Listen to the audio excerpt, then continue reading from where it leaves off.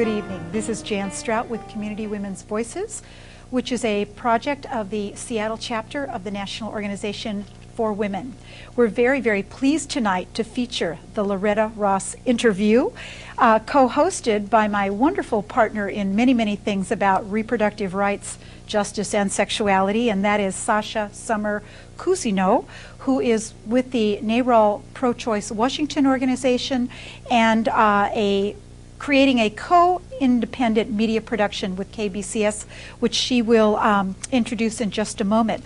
I wanted to say that Loretta is here as a part of a Northwest speaking and book tour, which we have spent some amazing time together, not only in the Puget Sound area, but Spokane, Missoula, Portland, Olympia, and now back to Seattle for the next few days as a part of a larger goal to build a common women's agenda here for the Northwest. And welcome, Loretta. Welcome, Sasha. I also wanted to indicate that part of the reason we are in bringing Loretta here is to not only expand our thinking about reproductive rights and choice into the broader reproductive justice movement, but also that now has been working on a larger agenda about looking at the issues and needs of women of color, and has created a number of women of color and ally summits, and now organizing those on the regional level. So that's one of the many reasons we're happy to have you here. And so let me at this point turn it over to Sasha to introduce herself and begin our interview. So as Jan said, my name is Sasha Summer Cousineau, and I do work for NARAL Pro-Choice Washington. However, I'm here on this independent community media collaboration with Jan and Loretta today on behalf of KBCS 91.3 FM. And I help produce and host a show called Voices of Diversity. This interview will air on Voices of Diversity, and that show airs every Wednesday from 6 to 7 p.m. So I'm very excited to have this SCAN and KBCS independent media collaboration, and thank you, Jan, for inviting me to be here. And before I actually just wanted to say a few words about Loretta's background, because it is so impressive. Loretta is the national coordinator for the SisterSong Women of Color Reproductive Health Collaborative, which was founded in 1997 and has more than 70 women of color and allied organizations that work on reproductive justice issues. She also was, for many of us, really became known to us, was the co-director, the national co-director of the 2004 March for Women's Lives, the largest march for civil rights, women's rights, and justice in the history of the United States, with 1.2 million people, and a very diverse march thanks to Loretta's efforts. But she's also got some very interesting background with the National Center for Human Rights Education, which she co-founded and had been the director, and has also worked with human rights, women's rights, and hate groups, as well as trying to address not only the white supremacy movements here in the Northwest, which we are very, very concerned about, but she looks at those kinds of issues all over the country. And we are finally pleased to have her here because her book, which came out and is a recent Human Rights Award winner, is called Undivided Rights: Women of Color Organized for Reproductive Justice. So we have the opportunity to hear her, read her, see her, and eventually on KBCS, listen to her. So we're again very pleased. So let me turn this back over to you, if that's all right, Sasha. That's great. Loretta, just to kick off our interview, can you start by telling us a little bit about your history as an activist? What compels you or motivates you to be part of this broad movement called reproductive justice? Well, I have to be honest and say I didn't come out the womb saying I'm going to be a feminist. Yeah. That's not quite how it happened. I actually thought I was going to be a doctor because I was intending to go to college, and I ended up majoring in chemistry and physics. So I actually was kind of a nerd. But what happened was that I became pregnant in high school through incest. And this was pre-Roe v. Wade, so the option of having an abortion was only available if I would go to Mexico or travel somewhere else. So I ended up having that baby. So I was a teen mother in high school. Then my high school tried to put me out for being pregnant, because that's what they did to girls in the 1960s who became pregnant. They really kicked them out of high school. So we had to sue for my right to stay in school as a parenting teen.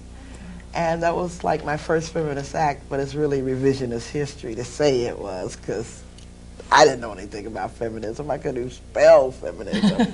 But I was mad that they were trying to kick me out of school. Yeah. And so that became my feminist path. And then a few years later, I ended up having an abortion because my mother wouldn't sign for me to have birth control because you had to have parental consent to get birth control. I think you still do if you're under a certain age. Not in Washington State. Well, see, Washington is a rare bird because I represent Georgia, the Yeah. deep south, where everything is more difficult to access if you're a young woman in terms of reproductive health options. So I had an abortion. Fortunately, I was in a place where it was legal before Roe v. Wade. And then trying not to get pregnant again, I accepted implantation of the Dalcon Shield, which led to a sterilization. So my reproductive career was pregnancy, an abortion, and sterilization abuse. And the Dalcon Shield was a what? Was what they call an intrauterine device Okay. that was massively defective, and the company that made it, A.H. Robbins, knew it was defective. Over 700,000 American women were sterilized by this device before it was pulled out of the U.S. market, but sadly it's still being distributed overseas even today in 2006. So Even though there was a class action there's a lawsuit class in the action United States, lawsuit, right? Right, where they had to set up this class action fund and pay damages to the 700,000 women who were sterilized by this device. So I became a reproductive activist because of my plumbing. It was not because I said, okay, I'm going to grow up and be a feminist. Be a big feminist one day. Right, exactly. It was that as I was trying to ignore all these things, my body kept saying, wait a moment. All I'm trying to do is be a mother, be a parent, have an active sex life, protect myself, to act responsibly by using contraceptives. I mean, what was I doing wrong? Well, it turns out it wasn't me, it was the system. Yeah. And so after a while, I got the message and that, okay, I'm not going to med school. I'm going to work in the women's movement. And so that's what I've done for the last 30 years. Thank you for sharing those personal stories. I think too often we talk about quote-unquote women's issues in a way that acts as though it's separate from women's bodies. And so when women such as yourself have the courage to talk very realistically about your experiences, I think it helps other women not feel so isolated in their own. So thank you for sharing that. Thank you. Absolutely, and I think it's a part of that lived life experience that has made the concept of the personal and political so powerful for those of us who work on behalf of women's rights and feminism. And that really allows me to ask you to talk about the subject of your book and a lot of the subject of your speaking tour here, and that is the reproductive justice organizing that you're doing on behalf of SisterSong Collective, and in particular, beyond the what is your reproductive justice organizing, how does it help to bridge the race and class divide in the U.S. women's movement? Well, you asked a lot of questions. I know, and all under one umbrella. Right. First, let me tell you about SisterSong. Perfect. Then I'll tell you about reproductive justice. Then I'll talk about bridging. Excellent. Does that work? That is perfect. Okay. Well, SisterSong was founded in 1997 by 16 women of color organizations, 4 Native American, 4 African American, 4 Latina, 4 Asia Pacific Islander organizations. And we were all working on reproductive health issues in our own way. Some of us worked on HIV/AIDS, some of us worked on midwifery, teen pregnancy, abortion, advocacy. We all worked on it in our own different ways. But what we found was that we were all fragile, we were small, 1 or 2 staff people, mostly volunteer runs, didn't have our own 501c3s, didn't have our structures together.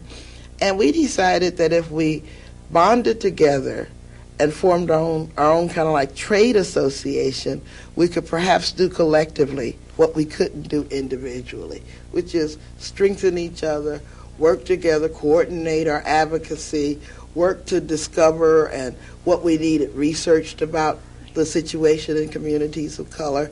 And so we formed SisterSong.